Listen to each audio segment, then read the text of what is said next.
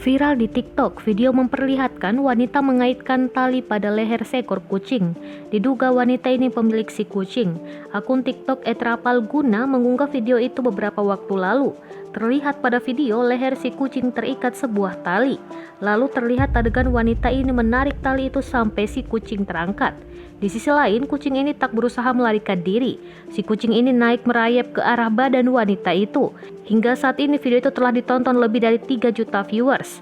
Saat dikonfirmasi tribunnews.com, ternyata kucing tersebut sudah dirawat sejak kecil oleh si wanita. Hal ini diungkapkan oleh pengunggah yakni Angga Rapalguna atau disapa Angga. Video TikTok ini sempat menuai pro kontra dari warganet. Beberapa warganet melihat adegan saat wanita itu menarik tali si kucing ini sebagai penyiksaan. Kucingnya sudah ikut dari kecil, kucingnya tidak disiksa.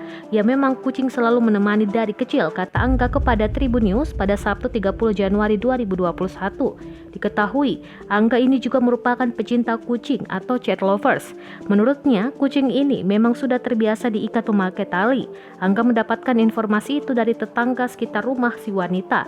Kata tetangga, ketika pun tali ini dilepas, kucingnya akan balik lagi ke ibunya. Berarti kucingnya itu tidak disiksa, ujar Angga. Dari video TikToknya, beberapa warganet menyarankan agar si Angga mengambil kucing itu.